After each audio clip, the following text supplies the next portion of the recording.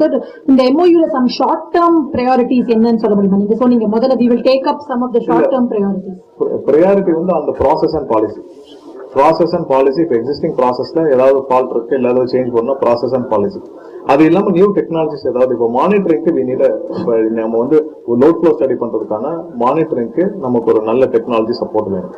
So அது ஒரு முக்கியமான விஷயம். அடுத்து நம்மளுடைய தெர்மல் பிளான்ஸோடைய எஃபிஷியன்சியை இம்ப்ரூவ் பண்றதுக்கு நமக்கு வந்து ஒரு நல்ல அட்வைஸ் வேணும். இப்ப இருக்கிற தெர்மல் பிளான்ட்டோட எஃபிஷியன்சியை இம்ப்ரூவ் பண்றதுக்கும் நம்ம அதுல இருக்கிற பொல்யூஷனை குறைக்கிறதுக்கும் நமக்கு ஒரு அட்வைஸ் வேணும்.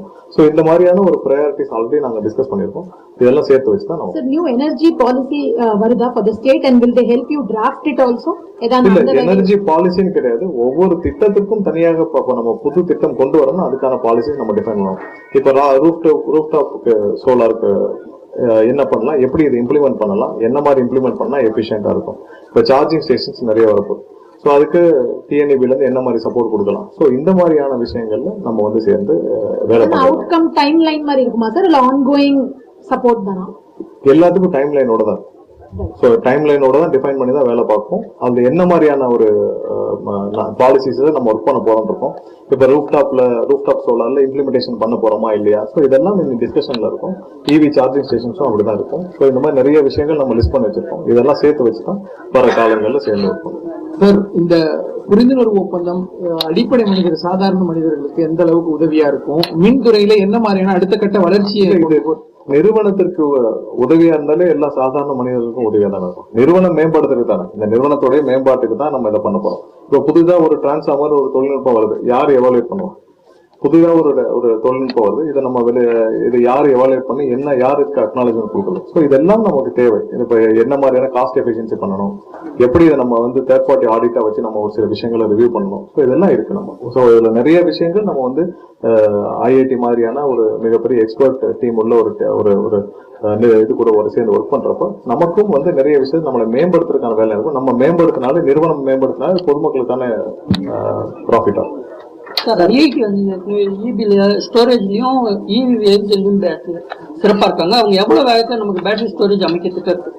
இல்ல, அவங்க பேட்டரி ஸ்டோரேஜ்ல அமைக்க மாட்டாங்க. நமக்கு வந்து டெக்னாலஜி லெவல்ல நமக்கு அட்வைஸ் பண்ணுவாங்க, ப்ராசஸ் பாலிசியில அட்வைஸ் பண்ணுவாங்க. அவங்க பேட்டரி ஸ்டோரேஜ்ல அவங்க இன்வெஸ்ட்மெண்ட்லாம் அமைக்க மாட்டாங்க. அதுக்கு அட்வைஸ் பண்ணுவாங்க. அதுக்கு வேற ஏதாவது நம்ம ஒப்பந்தம் போடணும். பட் இந்த ஒப்பந்தம் வந்து R&D அட்வைஸ் எவ்வளவு மாட்டாங்க. அவங்க ஆல்ரெடி வந்து பேட்டரி ஸ்டோரேஜ் வச்சிருக்காங்க. அவங்க பயன்படுத்தி நம்ம உடனே அமைக்கல. அதுல உள்ள டெக்னாலஜியை நம்ம பயன்படுத்த எப்படி இருக்கு, என்ன இது ஃபீஸிபிளா இருக்கா, இதை நம்ம வந்து மற்றவங்களுக்கு அட்வைஸ் பண்ண போறோம். நம்மளுடைய TNEB மேம்பாட்டுக்கு மட்டும் தான் பயன்படுத்தும்.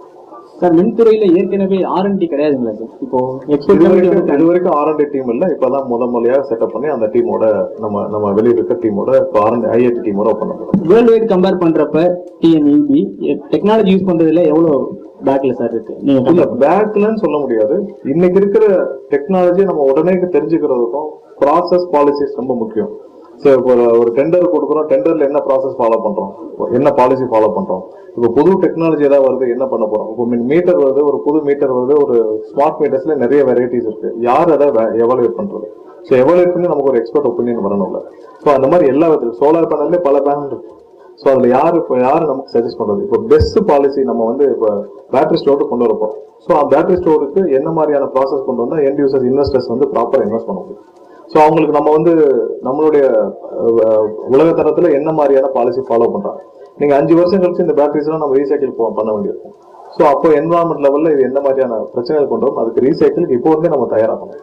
5 வருஷம் கழிச்சு இப்போ நீங்க பேட்டரி ஸ்டோர் இன்வெஸ்ட் பண்ண ஆரம்பிச்சுட்டாங்கன்னா 6 வருஷம் 7 வருஷம் கழிச்சு பேட்டரிஸ் எல்லாம் ரீசைக்கிள் போகும். ஸோ அந்த ரீசைக்கிள் பண்ண போற பேட்டரிஸ்க்கு இப்போ வந்து தயாரானதான் அப்போ நம்ம வந்து என்வரான்மெண்டல் சேஃப்டியா நம்ம என்ன பண்ணணும் அதையும் செய்ய முடியும். ஸோ இதெல்லாம் உள்ளடக்கி தான் இப்போ இந்த R&D டீம் இந்த நிறுவனத்திற்கு மிகவும் தேவை.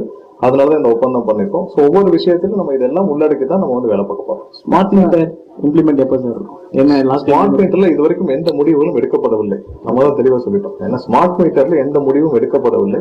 ஏன்னா ஸ்மார்ட் மீட்டர் டெக்னாலஜி ஃபர்ஸ்ட் நம்ம அசஸ் பண்ணணும். அந்த டெக்னாலஜி அட்லீஸ்ட் ஒரு 15 வருஷமாவது இருக்கலான்னு பார்க்கணும்.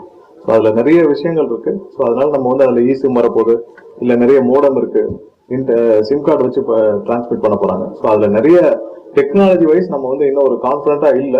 சோ அதை நம்ம அசஸ் பண்ண போறது அதுல முடிவு பண்ண போறோம். சார், இந்த பவர் கட் இஷ்யூஸ்ல ரொம்ப முக்கியமா பேசப்படுது மேன் பவர் ஷார்டேஜஸ். அதை ரெக்டிஃபை பண்றதுக்கு நம்ம என்ன மாதிரியான நடவடிக்கை எடுத்திருக்கோம்? இல்ல, நம்ம தான் சொல்லியிருக்கோம். இப்ப இந்த வருஷம் 15,000 பேர் வேலைக்கு எடுக்கிறோம். 15,000 பேர் வந்து இந்த வருஷம் வேலைக்கு எடுக்கிறோம். அது இல்லாம 5,000 கேங்மேன், பழைய கேங்மேன் எடுக்கிறோம். ஸோ இந்த ஒரு 6-7 மாதத்துக்குள்ள விரைவாக இதை முடிக்கிற பணியில இருக்கும். அது வரைக்கும் டெம்பரரியா நம்ம வந்து ஒப்பந்த தொழிலாளரை வச்சு நம்ம இந்த இந்த ரெக்ரூட்மெண்ட் ப்ராசஸ் டிஎன்பிஎஸ்சி மூலமா நடக்குமா இல்ல டைரக்ட் ரெக்ரூட்மெண்ட் நடக்குமா? கண்டிப்பா டிஎன்பிசி வழியா தான் நடக்கும், வேற எந்த வழியும் நடக்கும். சார், இப்போ ரெக்கமெண்ட் டீம் பேஸ்ல விட்டுருக்காங்க. நீங்க எதுவுமே அதுக்கான ப்ராசஸ் எதுவும் ஸ்டார்ட் ஆகல. இதெல்லாம் பேசியிருக்கீங்களா? போன வாரம் ஒப்புதல் வந்துச்சு. இந்த வாரத்துக்குள்ள நம்மளுடைய ஷெட்யூல் கொடுத்து நம்ம டிஎன்பிசி காமிச்சிடுவோம். இப்போ கூட எப்போ எதிர்பார்க்கலாம் சார்? அது எப்ப எதிர்பார்க்கலாம்? இல்ல விரைவில் வெளியிடப்படும். நம்ம இப்பதான் என்னென்ன மாதிரி ஷெட்யூல்ல நம்ம ஹையர் பண்ண போறோம்னு சொல்லியிருக்கோம். இப்போ தனியா அது மட்டும் நடக்குங்களா? இபிக்கு மட்டும் தனியா நடக்க போறீங்களா இல்ல இந்த குரூப் 2 அந்த மாதிரி கேட்டகரி? இபிக்கு எப்போ தனியா தான் நடக்கும். தனியா தான். ஒப்பந்தங்கள்லாம் முறைப்படுத்தவும் நம்ம சொல்லியிருந்தோம். இப்போ 1 லட்சத்துல இருந்து 5 லட்சம் வரைக்கும் தான் ஓப்பன் டெண்டர் இருக்கு. 5 லட்சத்துக்கு மேலதான் இ டெண்டர் இருக்கு. இப்போ அது 5 லட்சத்துக்குள்ள நிறைய முறைகேடு நடக்க வாய்ப்பு இருக்கு. இப்போ அது நம்ம முறைப்படுத்த போறோமா? எல்லாத்துலயும் எஸ்டிமேஷன் ப்ராசஸ் நம்ம ஸ்ட்ரீம்லைன் பண்ணிருக்கோம். எஸ்டிமேஷன் கொடுக்குற ப்ராசஸ். ஸோ எல்லா டெண்டர்லயும் எஸ்டிமேஷன் ப்ராசஸ் ஸ்ட்ரீம்லைன் பண்ணி தான் வேலிடேட் பண்ணிட்டு இருக்கோம். முறைகேடுகள் வந்து தடுக்கிறதுக்கான வழிகளை தான் நம்ம எல்லா வழியிலும் செஞ்சுட்டு இருக்கோம். கண்டிப்பா அதை தடுக்கிறதுக்கான, குறைக்கிறதுக்கும் தடுக்கிறதுக்கான வேலை. அந்த 5 லட்சம் டெண்டர் ஓப்பன் டெண்டர் இ டெண்டரை மாற்றப்படுமா? இல்ல, இப்போதைக்கு அந்த மாதிரி ப்ராசஸ் எதுவும் ஃபாலோ பண்ணல. ஏன்னா நிறைய அந்த மாதிரியான சப்ஸ்டேஷன்ஸ் லெவல்ல இருக்கும். பட் அந்த மாதிரி இந்த பாலிசி சேஞ்ச் இல்லை சார். இப்போ தினக்கூலி ஊழியர்களுக்காக, ஒப்பந்ததார ஊழியர்களுக்கு நேரடியாக அவங்களுக்கு கூலி போய் சேரணும்னு கேட்டிருக்காங்க. அதே போல அவங்களுக்கு படிப்படியா பணி நிரந்தர கேட்டிருக்காங்க. நிறைய தொழிலாளர்கள் அவங்களுடைய ஒப்பந்ததாரர் மூலியமா சம்பளம் வாங்கிட்டு இருக்காங்க. ஸோ அதை ஸ்ட்ரீம்லைன் பண்றதுக்கு தான் நம்ம வந்து அவங்க யார் எங்க வேலை பார்க்கறாங்க, எந்தெந்த ஒப்பந்ததாரத்தை வேலை பார்க்கறாங்க, அவங்களுக்கு ஒப்பந்ததாரர் வந்து ஒழுங்கா சம்பளம் போதா, அவங்களுக்கு பேங்க் மூலியமா போதா, இஎஸ்ஐ பிஎஃப் எல்லாம் பே பண்றாங்களான்னு சொல்லி போன மாசம் வந்து வேலிடேட் பண்ணிருக்கோம். இல்ல, கடந்த 14 ஆண்டுகளா வந்து தொடர்ந்து பணி புரிஞ்சிட்டு இருக்கோம். ஆனா புதுசா ஆட்கள் எடுக்கிறாங்க வழங்கலன்றாங்க. ஒப்பந்த அடிப்படையில இப்போ ஒரு சில பேர் வந்து ஒரு சில ஜாப் ஒர்க் பண்ணிட்டு இருப்பாங்க. இப்போ தெர்மல் பிளான்ட்ல ஒரு சில ஜாப் ஒர்க் பண்ணிட்டு இருப்பாங்க. இப்போ கோல் ஹேண்டலிங் இந்த மாதிரி. ஸோ அதுல வந்து இப்ப நம்ம யாரையும் ஆள் எடுக்கல. நம்ம வந்து இப்போ டிஸ்ட்ரிபியூஷன்ல எடுக்கிறோம், அந்த மாதிரி எடுக்கணும். ஸோ ஒப்பந்த தொழிலாளர் ஒப்பந்த அடிப்படையில் அவங்க வேலை செஞ்சுட்டு இருப்பாங்க. அவங்கள எடுக்க முடியுமான்னு தெரியல. அதனாலதான் யார் இருக்கா அப்படின்ற கன்சல்டேஷன் ப்ராசஸ் இப்போ நடந்துட்டு இருக்கு. அது முடிச்ச பிறகு நம்ம எப்படி பண்ணணும் சொல்லுவோம். சார், இப்போ கேங்மேன் பணியாளர்கள் வந்து போராட்டம் பண்ணிட்டு இருந்தாங்க லாஸ்ட் 2 வீக்கு முன்னால. இப்ப அவங்களுக்கு என்ன அப்டேட் இருக்கு? அவங்க வந்து ப்ரமோஷன் சொல்லியிருந்தாங்க.